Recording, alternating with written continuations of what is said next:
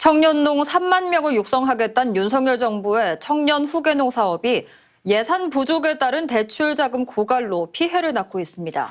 자금 신청자의 75%가 대출을 받지 못하게 되면서 부실 정책이라는 비판이 쏟아지고 있는데요. 정부가 뒤늦게 추가 예산을 투입하겠다고 하지만 완전한 피해 구제는 어려워 보입니다. 장성훈 기자입니다. 2018년 경주의 귀농에 양봉 농사를 시작한 청년농부 정모 씨. 3년여 전 정부의 청년 창업형 후계농에 선정돼 저리의 육성자금 대출이 가능해졌습니다. 이를 믿고 지난해 11월 양봉시설 확장을 위해 1억 3천만 원짜리 땅을 사기로 하고 계약을 체결했습니다.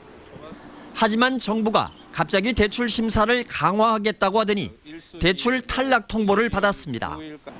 당장 다른 곳에서 급전을 구하든지 아니면 계약금을 날리게 된 겁니다. 사업이 확장됨에 따라서 이제 정책 자금을 이렇게 받아서 그 부분을 아주 요긴하게 쓰면 이 정책이 참 베스트가 될 수 있는데 오히려 다 계획해 놓은 거에서 발목을 잡게 되는 이제 격이 돼버린 거예요.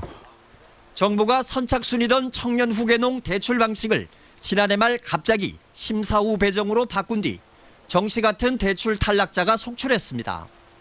전국적으로 대출 신청자 3,800여 명 가운데 75%인 2,800여 명이 탈락했고 경북에서도 500여 명이 대출을 받지 못했습니다. 이에 대해 정부는 대출 심사 강화를 이유로 들지만 예산 부족이 근본적인 이유입니다. 추경의 편성이 필요하다라는 의견을 지금 농림부에서 기재부에다 제출해야 되는 것이 아닌가. 그것이 국무위원으로서 지금 상황을 타개할 수 있는 유일한 대안이 아닌가라는. 지금 하여튼 여러모로 저희가 지금 추가 지원 방안을 강구하려고 지금 생각하고 있습니다.